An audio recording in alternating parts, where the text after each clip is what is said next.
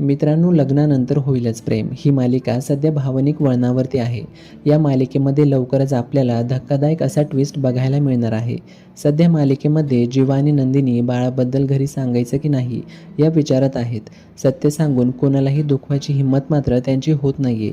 पण मालिकेच्या पुढील भागामध्ये आता बाळाचं हे लपवलेलं सत्य घरच्या सगळ्यांसमोर आलेलं आपल्याला दिसणार आहे.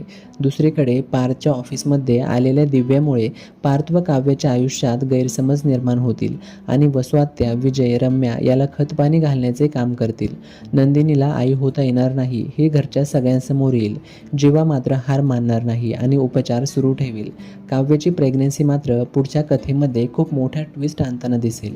गुरुजींनी सांगितलेला कर्तव्याचा मार्ग म्हणजेच नंदिनीला स्वतःच्या भावना बाजूला ठेवून कुटुंबासाठी मोठा त्याग करावा लागणार असं दिसत आहे.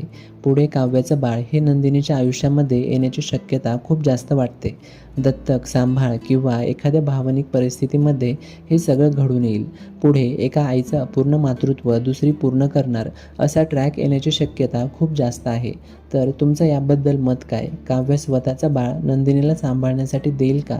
आणि असं झालं तर तुम्हाला ते पटेल का? हे कमेंट करून नक्की सांगा. ही मालिका बघत राहा आणि या पुढील अपडेट्स मिळवत राहण्याकरिता लगेचच चॅनलला सबस्क्राईब करा.